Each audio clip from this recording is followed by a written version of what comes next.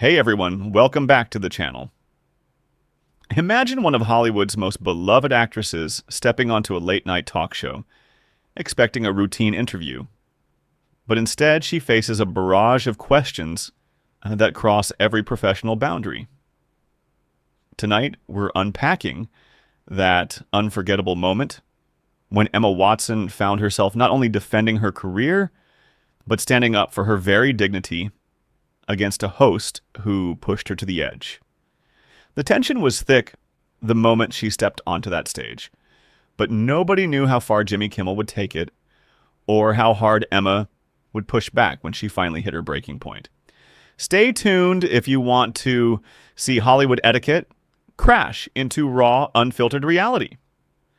Don't forget to like and subscribe and leave your comments below, because this interview will revolutionize celebrity interviews forever. The studio lights blazed brightly on the recognizable set as Emma took her entrance, waving brightly to a crowd that burst into applause. She was beautifully dressed in a navy blue blazer, her smile both bright and dignified, just the sort of poise fans have loved since her time as Hermione Granger. Jimmy Kimmel welcomed her with his signature wide smile, basking in the energy of the audience. "Emma Watson, everyone!" he exclaimed, applauding to the audience's rhythm. "Thanks so much for being here tonight." "Thanks for having me, Jimmy," Emma answered, getting comfortable in her chair with the same serene confidence that has turned her into a world icon. But then, the interview suddenly changed. Jimmy leaned forward, smiling smirkingly, and said, "You've been awfully quiet about your personal life of late. Fans are going crazy to know. Are you dating anyone special?" Emma's smile grew a fraction tighter. "I like to keep my private life private, Jimmy. I'm here to discuss my new film." "Aw, come on," Jimmy insisted, voice more urgent. "You can't leave us in suspense. Don't you want to share?" He addressed the crowd, goading them on. Emma fidgeted but remained poised, her voice crisp but unyielding. "I believe my work is for itself, and that's what I'm looking to concentrate on tonight." Jimmy smiled, but his eyes had a hard glint. "You've always been so serious about everything. The UN women work, protesting. Don't you ever want to just let loose and be a normal 20-something? Emma's London accent hardened, her hackles up. "Using my platform to further causes I'm interested in is my idea of fun, Jimmy. And besides, I'm 30 now." Jimmy waved her off with a smile. Right. But come on, some of your speeches are a little preachy. Don't you worry people zone out when celebrities begin to lecture on politics?" The room fell silent, perceiving a change in atmosphere. Emma sat up more erectly, and for the first time, her composed diplomacy faltered. "I don't view fighting for gender equality as preachy, Jimmy. It's needed." Jimmy's tone became derisive. "Perhaps people simply want to watch you in films looking beautiful without all the serious political business. That is what brought you to fame, isn't it? Looking good in Harry Potter movies?" Emma's face flushed with anger, but her voice was even. "What brought me to fame was my acting talent, in fact." And that's when Emma struck back even harder.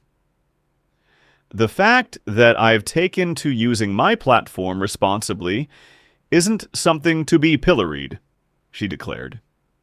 Jimmy laughed, but it rang hollow in the tense atmosphere. "Responsibly, huh? But tell me straight, Emma, don't you ever wish you could just be the girl who played Hermione before you had to have an opinion on everything?" Emma replied calmly but firmly. "Having opinions isn't something I'm obligated to do, Jimmy. It's a choice, because I feel strongly about making a difference." "Making a difference?" Jimmy echoed, teasing her. "That's sentimental and all, but come on. How much difference can an actress really make? You're not a politician, not a scientist. You just act out other people for a living." The studio dipped into an uncomfortable hush. Even the crew behind the cameras shifted uncomfortably. Emma's fists were pressed tightly together in her lap, knuckles white. "Acting is my livelihood," she said delicately, "but that doesn't mean I have to hold my tongue about things that are important to me."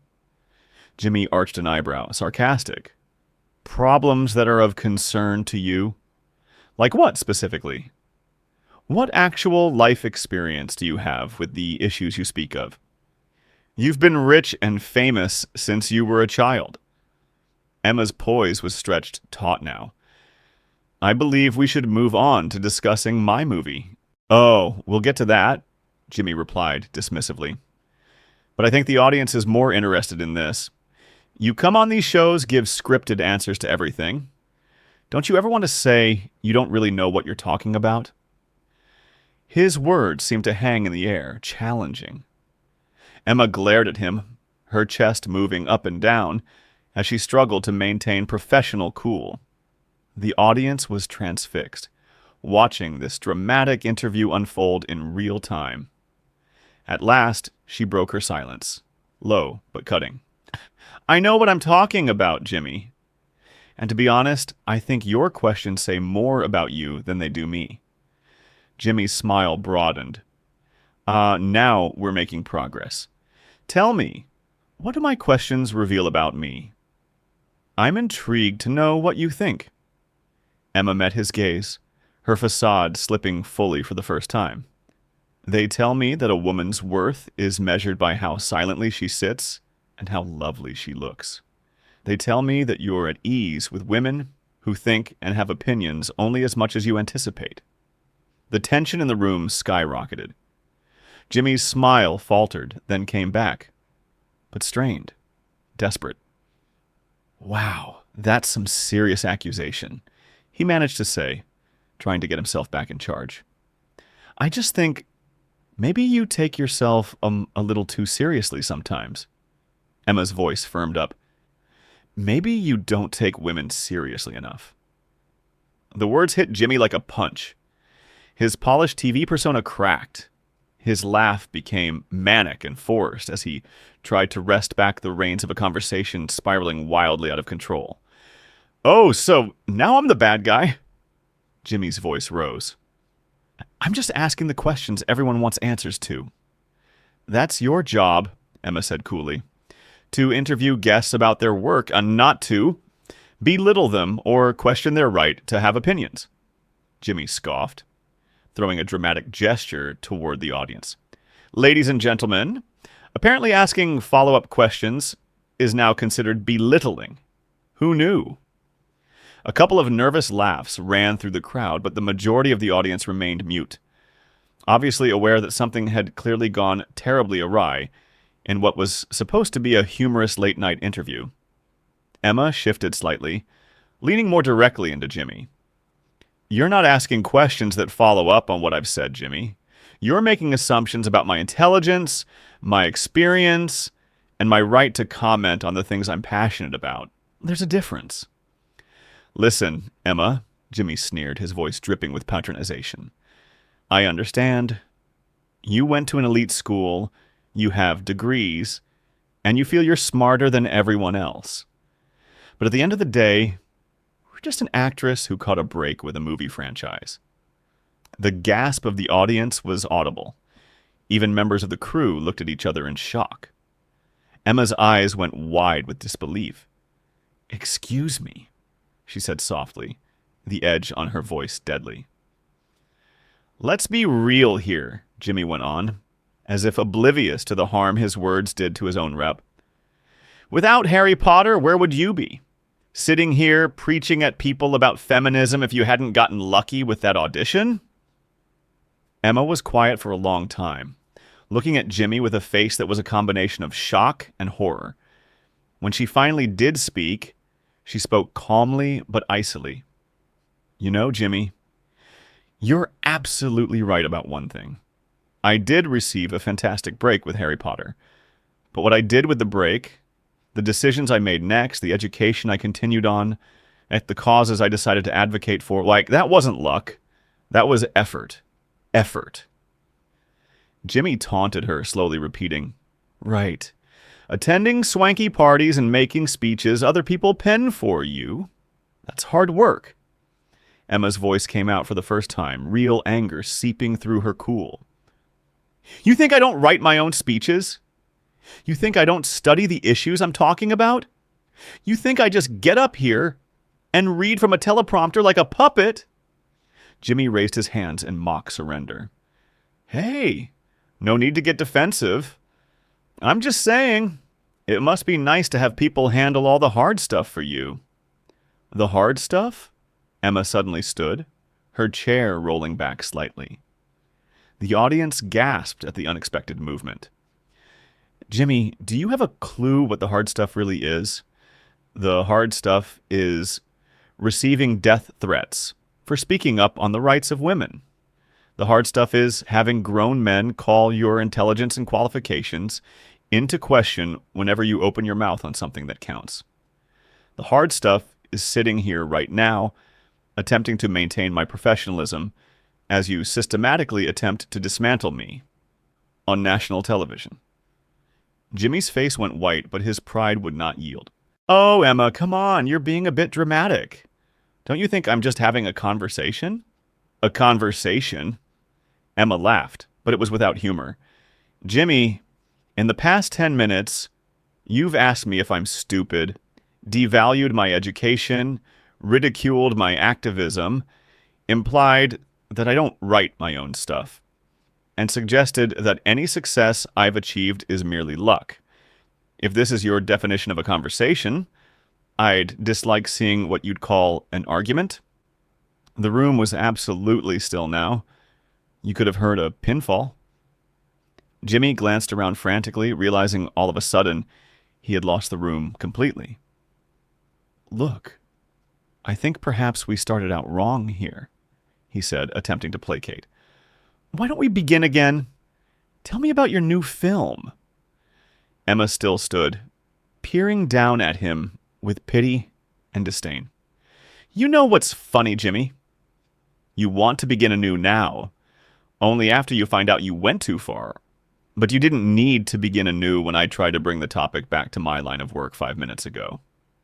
You didn't need to begin anew when I asked you courteously to let me have my privacy. You just want to begin again, now that you've let everyone see exactly who you actually are. Emma, please, Jimmy begged, voice getting softer. Sit back down. Let's just discuss the movie. That's what you wanted to discuss, right? What I wanted, declared Emma, was to receive the same consideration you accord to your male visitors. What I wanted was a professional discussion of my work. What I wanted was not to have to defend my right to live as an intelligent woman in this field. She got to her feet and put on her coat. Jimmy's face flushed, sweat glistening under the bright studio lights. You're really going to make a big deal out of this? Over a few questions? Some questions. Emma's voice escalated with irresistible force. Jimmy, you've spent the whole interview attempting to stuff me into a box. The cute girl box, the lucky girl box. The girl who must be thankful and quiet and not have any opinions box. And you're shocked I won't get inside it? I never said that, Jimmy protested half-heartedly. You didn't have to, answered Emma icily. It was in every question you asked, every assumption you made, every time you dismissed something I said. Want to know what your questions really say about you, Jimmy? They say you're threatened by women who will not be reduced. The audience were completely enthralled now, watching a live unfolding of everything they believed about late-night television. Jimmy looked like a deer caught in headlights, completely out of his depth. I'm not threatened by anyone, he stammered. I've had plenty of strong women on this show, he added. Strong women who played your game, Emma retorted. Strong women who smiled graciously as you cracked jokes about them. Strong women who stood idly by while you got away with conduct you'd never even dream of displaying to a man guest of the same status.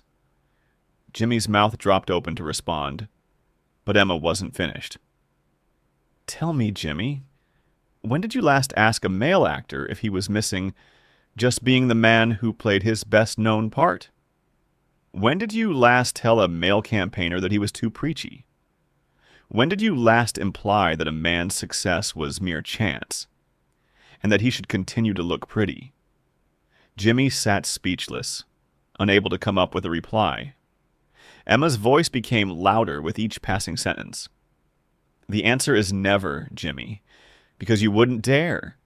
Somewhere in your inner workings, you know men can be complex, multifaceted human beings with opinions, intellect, and the right to grow beyond their initial career silos. But women are to keep to their lane. The dynamics of power in the room had been completely altered. Emma remained tall, unshaken, unbowed. Emma stood tall, dominating the room with an aura that was fierce and dignified. Jimmy, on the other hand, slumped back in his chair, appearing small and petulant by comparison. "Well," he growled finally, his voice little more than a whisper, "I guess we know how you really feel." Emma stared at him for a very long time. When she did speak, she sounded disappointed, not angry. "Jimmy, this isn't about me. It's about the way you decided to act tonight. And the saddest thing, I don't even think you know what you did wrong." Jimmy gazed up at her, his face a knot of hurt pride and confusion. For 1 second, it looked like he was going to think about what she'd said, but then his pride reasserted itself with a vengeance. "You know what, Emma?"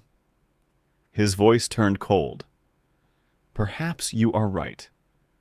Perhaps I don't know what I did wrong, because from my position, all I did was ask some genuine questions.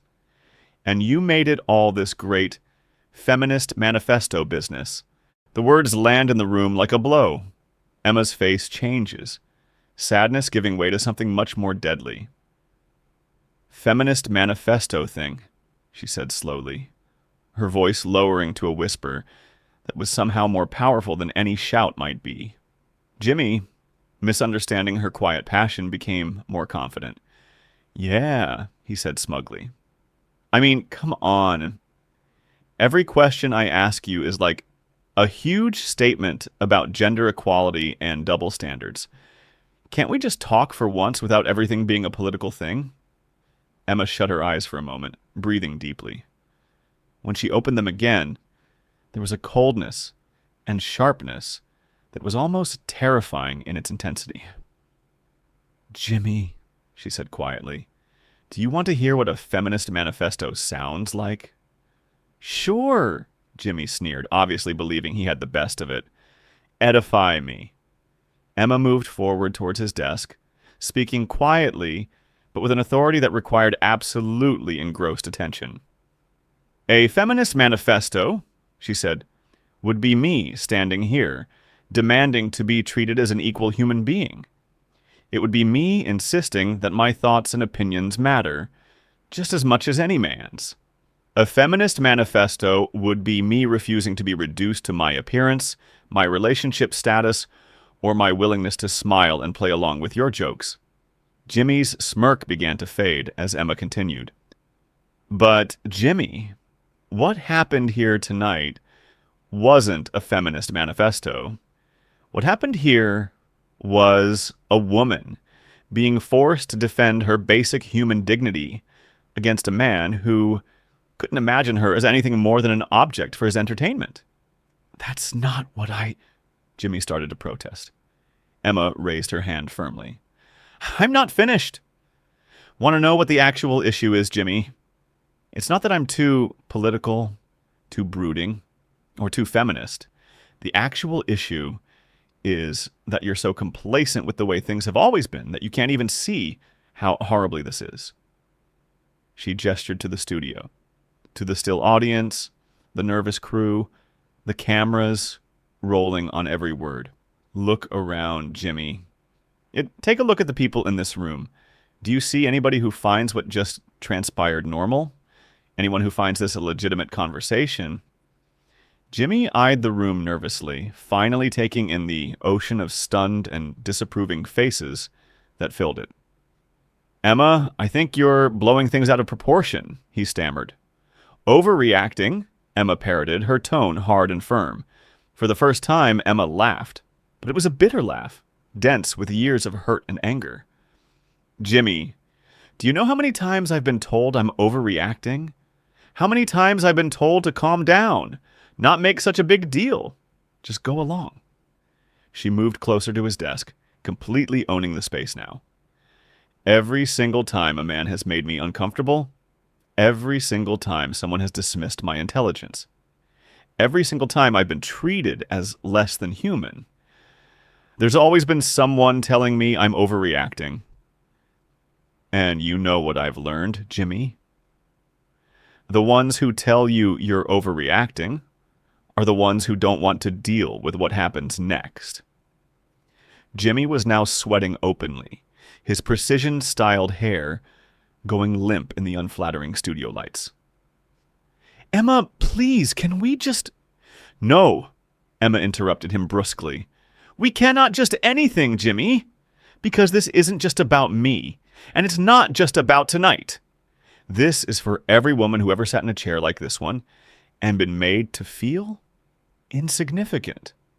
Every woman who's been informed that her achievement was mere chance, whose voice doesn't count, who should be thankful for the leftovers of respect men deign to grant her." The studio fell so quiet that the buzz of the cameras sounded cacophonous. Emma's voice echoed prominently through the room. "The most heartbreaking part, Jimmy, is knowing there are women watching right now thinking she should just laugh it off, she should just go along with it, she's making too big a deal. Because that's what we've been taught. We've been taught that our comfort matters less than men's egos. That keeping the peace is more important than keeping our dignity." Jimmy appeared to wish he could shrink into his chair. "Emma, I'm sorry, okay? I'm sorry if I said something wrong." "If you said something wrong..." Emma's tone grew screeching. "Jimmy, there is no if about it. You took 20 minutes to deliberately try to belittle me. And now you're sorry if you said something wrong. You aren't sorry for what you did. You're sorry it didn't work." She shifted ever so slightly, speaking not only to Jimmy, but to the cameras and the television audience at home. "This is what it looks like when a woman won't be made small. This is what it looks like when a person says, 'No, I will not be small, so you can be big.' And yes, it's awkward. Yes, it's uncomfortable. Yes, it makes people squirm. But that squirming you're feeling right now, that's the sound of change." Emma took a step back from the desk, her chest out and her head high. "Jimmy, I did not come here tonight to discuss my work, to tell you something I care deeply about. I came to share it with your audience. Instead, I've been defending my right to exist as a whole human being. And the fact that you can't look at the difference between those two things tells me everything I need to know about why this conversation was necessary." She addressed the camera directly, talking to all of the people watching. "I want you to remember this moment, not for what I said, but for what happened when I refused to stay silent.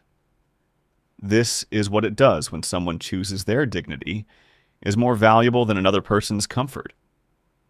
Jimmy took one final desperate bid to save the moment. "Emma, don't go like this. We can fix this. We can actually have a real talk about your film." Emma came back to face Jimmy, and for an instant her look softened, possibly pity. "Jimmy, we might have had a real conversation 20 minutes ago. We might have had one when I first attempted to redirect us to my job. We might have had a real conversation at any time you decided to view me as an individual rather than a target. But you didn't want a real conversation. You wanted a performance. You wanted me to play along with your game, to be the good sport who laughs at her own expense." Quiet and measured, she started taking off her microphone. The tragedy isn't that you don't know how to have a real conversation with a woman, Jimmy. The tragedy is that you don't want to learn. The tragedy is that you are more concerned with being right than with being decent. The tragedy is that tomorrow you'll likely tell yourself that I was the issue, that I was too sensitive, that I wasn't able to take a joke. Jimmy stood helplessly by as she relinquished her microphone to an agog production assistant. "Emma, please," he breathed one last time. Emma hesitated at the stage edge, meeting his gaze with one that was both fierce and poignantly sad. "Goodbye, Jimmy. I hope you'll come to see someday what went on here tonight. I hope you'll come to realize that treating people with respect isn't a favor. It's the minimum of human decency." With that, Emma Watson strode off stage, head held high, leaving behind a studio full of shocked quiet, and a host who finally realized that certain lines, once crossed, can never be uncrossed. The cameras continued to roll as Jimmy sat alone in his chair, the gravity of the moment settling over the room like a heavy blanket. For the first time in his career, he was completely speechless, gazing at the vacant chair where one of the greatest moments of television history had just transpired. This wasn't simply a star storming off a chat show. This was a moment that would be remembered, debated, and picked apart for years to come. This was the evening Emma Watson reminded the world what it means to not settle for anything less than who you are. What did you think of this amazing demonstration of courage and character? Have you ever been in a situation where you had to decide between maintaining peace or defending your self-respect? Subscribe to the channel and tell me in the comments below, what would you have done in Emma's position?